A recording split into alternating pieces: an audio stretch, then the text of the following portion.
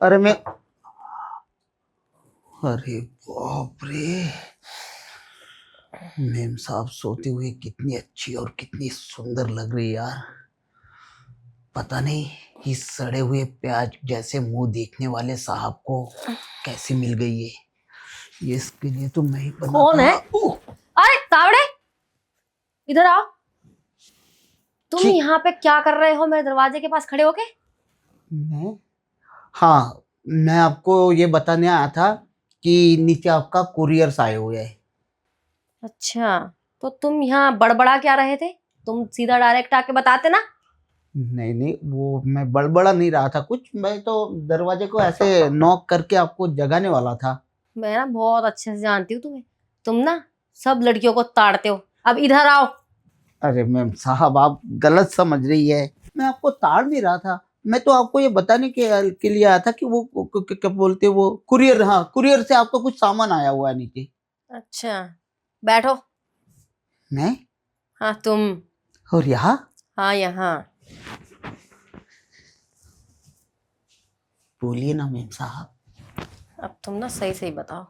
तू मुझे लेटी हुई को देख रहा था ना? देखिए मैम साहब, अब आप लेटी हुई तो थी ना, तो दरवाजे को तो मैंने नॉक भी किया। अब लेटी हुई हो तो लेटी हुई तो देखोगे ना आप मुझे। अच्छा, लेटी हुई थी, लेकिन मेरे कानों तक आवाज आ रही थी, तुम कुछ बड़बड़ा रहे थे। कानों तक आवाज आ रही थी अब मतलब? देखो, झूठ मत बोलो, सच सच बोलो, सुना है मैंने।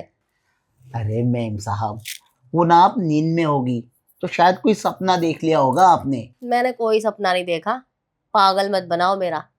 अरे होता है कभी ऐसे ऐसे, मतलब हम आदमी अगर नींद में हो ना, तो उसे लगता है कोई शायद दरवाजे पर आकर उसके बदन की या उसकी खूबसूरती की तारीफ कर रहा है। ऐसा सपना आज तक मुझे तो कभी नहीं आया। नहीं आया ऐसा? नहीं।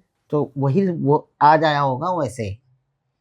चलो एक बात बताओ, अगर कोई सपना आएगा भी तो गेट पर ही खड़े होकर क्यों बड़बड़ाएंगे भला? हम हर सपने में तो ऐसा नहीं होता।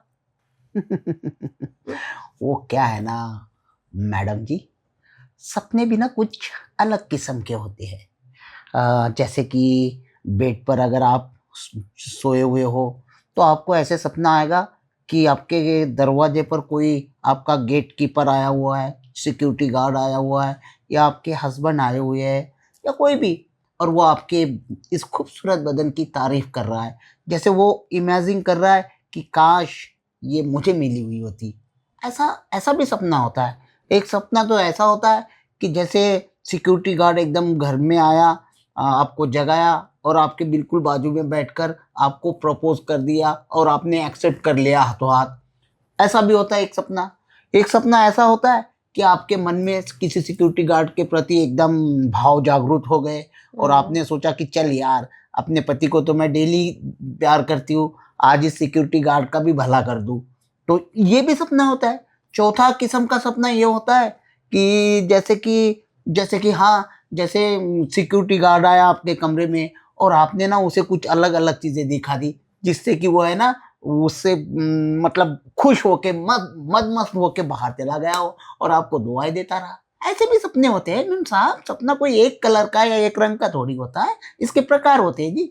इन्हीं प्रकारों में से कोई एक सपना देख लिया होगा बस आपने। बस बस, प्रकार मारकर ये सब क्या लगा रखा है तुमने? और सपने पता नहीं कितनी वैरायटी के तो तुमने सपने बता दिए, जो आधे तो मेरे सिर के ऊपर से निकल गए। अब तुम बता रहे हो या नहीं बता रहे?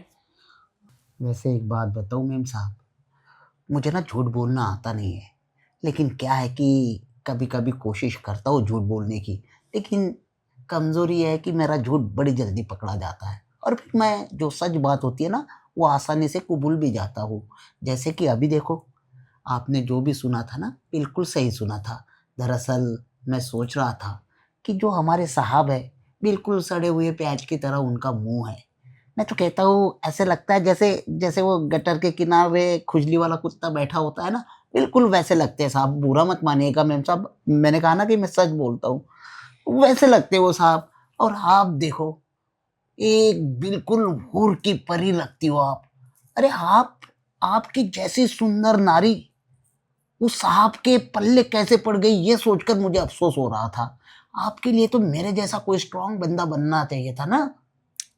देखो, हम गरीब थे, हम्म, तुम्हारे साहब अमीर थे, हम्म, भले वो एज में ज्यादा है मुझसे, हम्म।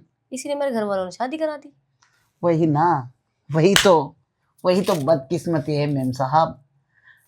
नहीं, बदकिस्मती तो नहीं है, मैं तो देखो राज कर रही हूँ ना, यहाँ पे मजे से रहती हूँ, खाती हूँ। बेशक आप राज कर रही, लेकिन पता है सारी सोसाइटी वाले क्या कहते हैं? कहते हैं कि लंगूर के हाथ में अंगूर लग गया। साहब को लंगूर ही बोलते हैं हमारी सोसाइटी में। अब देखो तावड़े, लोगों का ना काम होता है बोलने का, बोलने दो। अगर मैं लोगों की बातें सुनने लग जाऊंगी तो मेरा जीना मुश्किल हो जाएगा। सो तो बात बिल्कुल सही कही आपने। ठीक है ना? तो इसीलिए लोगों की बातों को इग्नोर करना चाहिए और अपनी लाइफ में आगे बढ़ना चाहिए। सही है, बिल्कुल सही संदेश है ये आपका कि लोगों की बातों में रखा क्या है। कुछ नहीं कुछ रखा। तो लोग कहेंगे, लोगों का काम है कहना। छोड़ो, फिजूल की बातों में बीत ना जाए रहना। अगर अगर आपको कोई ऐतराज ना हो तो लेट जाए हम। अगर आपको कोई ऐतराज ना हो तो लेट जाए हम, इस गरीब का भी कल्याण हो अच्छा, जाए। तुम मेरे साथ लेटोगे? उठो यहाँ से, उठो उठो, जाओ नौकरी करो जाके वहां गार्ड की। चलो। हाँ हाँ मैम साहब, जा रहा हूँ। मैं तो पहले ही नहीं आने वाला था, लेकिन आपने बुलाया प्यार से इसलिए आया हूँ। वैसे मेरा अब प्रपोजल जाओ। ध्यान में रख लेना।